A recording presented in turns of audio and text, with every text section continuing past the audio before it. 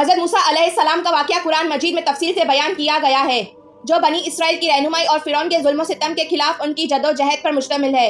حضرت موسیٰ کا واقعہ ایمان، صبر اور اللہ کی مدد پر بھروسے کی مثال ہے۔ حضرت موسیٰ کی پیدائش ایک ایسے وقت میں ہوئی جب مصر کا بادشاہ فرعون بنی اسرائیل کے مرد بچوں کو قتل کروا رہا تھا، کیونکہ اسے خدشہ تھا کہ بنی اسرائیل میں سے کوئی اس کے اقتدار کو ختم کرے گا۔ حضرت موسیٰ کی والدہ کو اللہ تعالیٰ کی طرف سے الہام ہوا کہ وہ اپنے بچے کو ایک ٹوکری میں رکھ کر دریائے نیل میں بہا دیں۔ اللہ نے وعدہ کیا کہ وہ حضرت موسیٰ کو محفوظ رکھے گا اور انہیں دوبارہ ان کی والدہ سے ملا دے گا۔ حضرت موسیٰ کو فرعون کے گھر والوں نے دریا سے نکالا اور فرعون کی بیوی حضرت آسیہ نے ان کی پرورش کی خواہش ظاہر کی۔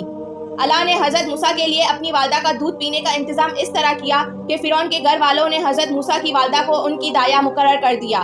یوں حضرت موسیٰ اپنی والدہ کے پاس واپس آ گئے۔ جوانی میں حضرت موسیٰ نے ایک مصری کو بنی اسرائیلی پر ظلم کرتے دیکھا اور اسے روکنے کی کوشش کی، جس کے دوران وہ شخص مارا گیا۔ اس واقعے کے بعد حضرت موسیٰ کو خوف ہوا کہ فرعون انہیں قتل کروائے گا، اس لیے وہ مصر سے ہجرت کر کے مدین چلے گئے۔ وہاں حضرت شعیب سے ملاقات ہوئی اور انہوں نے حضرت موسیٰ کو اپنی بیٹی سے نکاح کرنے کے بعد اپنے پاس رہنے کی پیشکش کی۔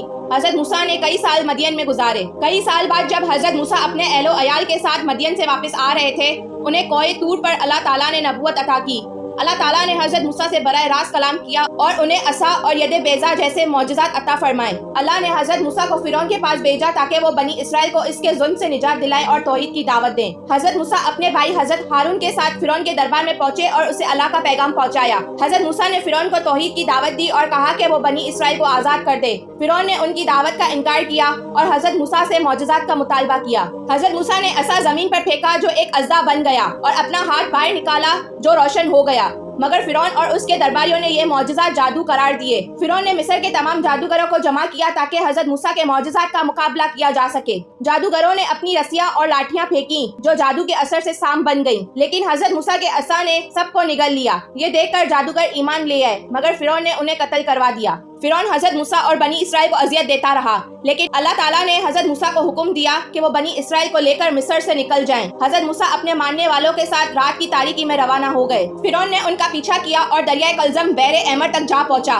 اللہ نے حضرت موسیٰ کے معجزے سے سمندر کو 2 حصوں میں تقسیم کر دیا اور بنی اسرائیل نے خشکی پر چل کر دریا کو پار کر لیا۔ فرعون اور اس کا لشکر جب دریا میں داخل ہوا تو اللہ نے پانی کو دوبارہ ملا دیا اور فرعون اپنے لشکر سمیت غرق ہو گیا۔ حضرت موسیٰ کوہ طور پر گئے جہاں اللہ تعالیٰ نے انہیں تورات عطا کی، جو بنی اسرائیل کے لیے ہدایت کا ذریعہ تھی۔ حضرت موسیٰ نے اپنی قوم کی رہنمائی کی اور انہیں اللہ کی طرف بلاتے رہے۔ حضرت موسیٰ کی یہ داستان قرآن مجید میں کئی مقامات پر بیان کی گئی ہے اور اس سے یہ سبق ملتا ہے کہ اللہ کی راہ میں صبر، استقامت اور ایمان ہمیشہ کامیابی کی طرف لے جاتا ہے، اور اللہ کی مدد نیک نیت اور مظلوم لوگوں کے ساتھ ہوتی ہے۔